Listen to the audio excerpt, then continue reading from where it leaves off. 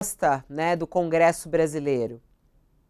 Olha, os parlamentares, especialmente os bolsonaristas, jogam muito com palavras, vivem naquele mundo do 1984 em que você vive uma confusão de palavras e de conceitos pelas palavras. Então fica agora ampliar ou restringir o foro privilegiado. A questão é o seguinte: o Supremo está reagindo às chicanas promovidas por advogados e por parlamentares. Antes, eles eram a favor do fórum privilegiado porque se sentiam protegidos pelos julgamentos no Supremo. Depois, quando o Supremo começou a atacar corrupção mais efetivamente, apareceu essa coisa aí, essa frase aí do senador dizendo: olha, a suruba é para todo mundo, acaba com o fórum privilegiado para a gente poder voltar para a primeira instância.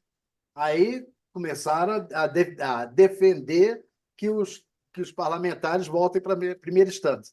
Agora, aí depois, quando o Supremo, em 2019, estabeleceu que, 2018, estabeleceu que os casos têm que ficar no Supremo, os casos de parlamentares têm que ficar no Supremo, aí eles começaram a usar o artifício de, depois que sai do mandato, volta para a primeira instância. Aí eles renunciavam ao mandato, faziam um monte de coisas para voltar o processo para a primeira instância.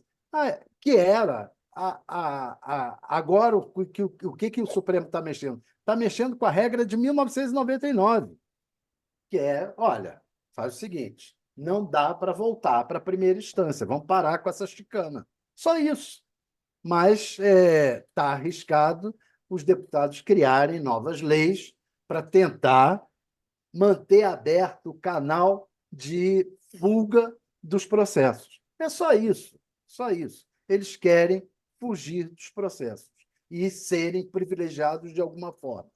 E a lei no Brasil beneficia aqueles que podem pagar advogados para ficar fazendo esse tipo de chicana. Ô Madar, vamos lá, você é a favor dessa ampliação do foro, que já tem maioria no STF? Então, eu não sei se é ampliação, sabia? Tenho essa dúvida. É que eu acho que o nome do instituto é ruim, porque ele chama privilegiado. Então, a gente está num mundo em que as pessoas não ouvem porcaria nenhuma, não quer se aprofundar, não quer estudar, quer reagir. Então, ouvem, privilegiado, privilégio, vamos acabar com isso. Vou contar uma história sobre foro privilegiado.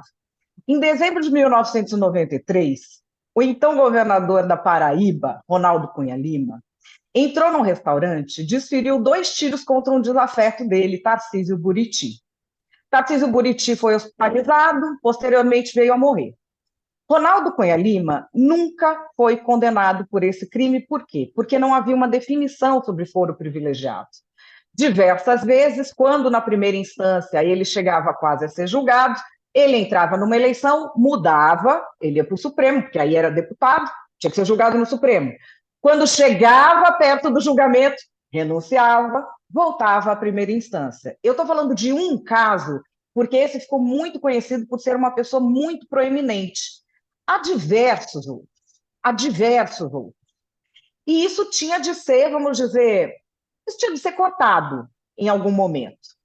O Instituto do Foro Privilegiado, a gente fala assim, não, porque eles querem isso para conseguir fazer arreglos e etc. O que também não é mentira, porque você diminuindo o número de juízes que te julgam e sendo pessoas próximas a você, e você tendo o condão de definir o orçamento desses juízes, é claro que a relação fica mais complexa. Mas imagina o seguinte: hoje em dia, a gente tem partido que não faz mais política no plenário, ele faz no balcão do protocolo do judiciário, ele fica processando. Você avalia se um deputado pudesse ser processado em todos os mais de 6 mil municípios brasileiros e um desafeto cismar com ele e fizer isso? Como é que faz? Se eles forem fazer isso com o presidente da República, forem fazer isso com ministros, como é que fica? A grande questão é que, para corrigir uma distorção, as pessoas querem criar outra, que é tirar completamente o foro privilegiado, jogar o bebê fora com a água do banho. Essa definição de agora pode evitar muitas distorções, mas é óbvio que ela vai ser utilizada politicamente, por quê? Atualmente, o Jair Bolsonaro tem processos que estão sendo julgados no STF, por quê?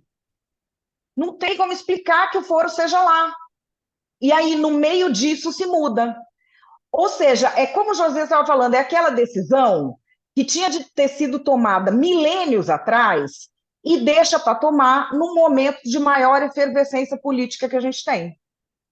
É isso, eu não sei se as pessoas vão digerir, eu acho que essa simplificação grosseira, essa espetacularização de tudo, virou, né, praticamente um esporte nacional, o negócio chama privilegiado, a galera não quer nem saber. É privilegiado, eu tô contra, aí xinga o STF, e blá, blá, blá, fala Xandão para dar a impressão que entende alguma coisa de política, né? Não se sentir tão alheio ao mundo, e é isso que vai ser.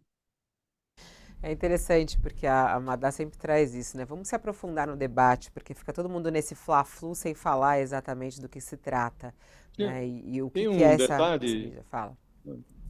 tem um detalhe, Fabíola, que só para deixar nosso espectador bem inteirado do que está se passando, tem uma confusão aí, né? De não, agora está mudando completamente. Não está mudando a regra, né? O que fez o Supremo em 2018? Percebeu que tinha virado um tribunal criminal. Tinha mais de 500 processos lá, envolvendo o Supremo, deveria ficar se dedicando à interpretação da Constituição, assegurar que a Constituição é o vigia da Constituição, e fica julgando processos criminais. Reduziu em mais de 80% o volume desses processos com essa regra de 2018, que é, nós só vamos julgar aqueles crimes praticados no mandato e relacionados ao cargo. Então, com isso, tirou, por exemplo, um sujeito era prefeito, e aí vira deputado federal. Aí um crime que ele cometeu como prefeito vinha para o Supremo. Isso acabou. E continua fora de questão essa matéria. Não mudou essa regra. Se ele cometeu um crime como deputado e tem relação com o mandato dele, continua no Supremo. Agora, se era prefeito, virou deputado ou senador, isso não vai para o Supremo. Outra coisa que não mudou. Se o sujeito é deputado federal e comete um crime de violência doméstica, violência contra a mulher, isso não é caso para o Supremo, porque não tem nada a ver com o exercício do mandato dele. Isso não mudou. Então, continua do mesmo jeito. O que é que o Supremo está decidindo agora? Se ele cometeu um crime no exercício do cargo e ele perdeu aquele cargo porque o cargo acabou ou porque ele renunciou, isso não elimina o fato de que ele continuará sendo julgado no Supremo. Então, é isso que está acontecendo agora. Não mudou a regra, você esclareceu a regra. Então, era o que o Bolsonaro estava dizendo. O Bolsonaro praticou um crime de tentativa de golpe de Estado. Ele ainda era presidente da República, mas deixou de ser presidente. Então, ele fala, não, eu não sou mais presidente, eu vou para o primeiro grau. Não, o Supremo está esclarecendo, fica lá no Supremo. Agora, aí sempre vai ter um espaço para interpretação. O caso do Chiquinho Brazão. O que é que diz a defesa do Chiquinho Brazão? Quando a Marielle morreu, ele era vereador. Então, se ele é ou não é mandante do crime, isso não tem nada a ver com o fato de ele ser deputado federal hoje. O que argumenta o Supremo para prendê-lo é que houve obstrução de justiça, e a obstrução de justiça, essa atrapalhação que travou a investigação durante 6 anos, ela é um crime continuado, ele continua acontecendo depois da execução do crime lá atrás. E o Domingos Brazão, o Chiquinho Brazão, como deputado federal, tem poder para continuar esse crime, para continuar atrapalhando a investigação. Então, por isso ele foi preso, por isso considerou-se que houve flagrante, e aí tem essa discussão toda, ou não é, mas há uma justificativa para isso. A questão técnica você pode discutir, mas existe sempre uma interpretação que é subjetiva, mas a regra está lá.